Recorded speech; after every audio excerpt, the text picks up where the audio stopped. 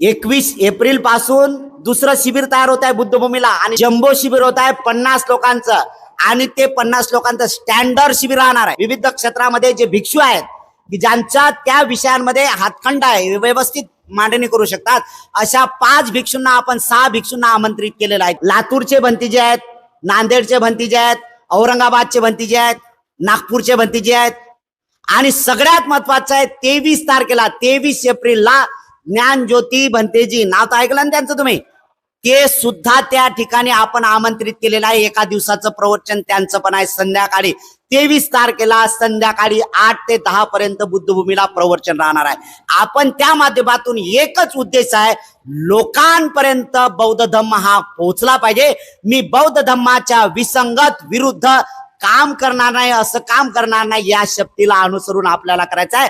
कारण आपल्या बापानं ते आपल्याला शिकवलं, त्याच माध्यमातून मला केवळ फक्त लोकांना अज्ञानातून दूर करायचं आहे आणि त्यांना बौद्ध धम्मामध्ये पारंगत कसं होता येईल यासाठी मी विविध क्षेत्रातल्या लोकांना या ठिकाणी बोलावलं।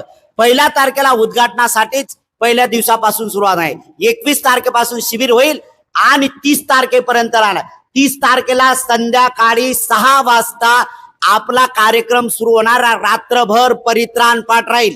गेल्या वर्षी आले होते ना आपण काही लोक, पण यावेळेस त्याच्याही पेक्षा आहे, जवळजवळ त्यावेळेस रात्रीला 1,500 लोक आमच्याकडे मुक्कामी होते।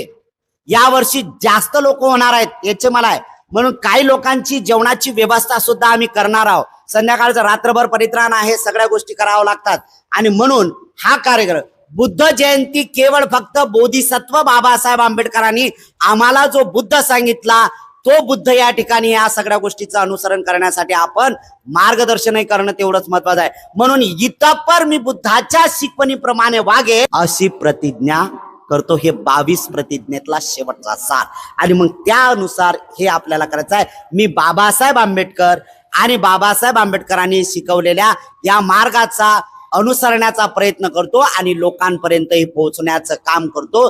हे खऱ्या अर्थाने जाणीवपूर्वक तुमच्या जवळ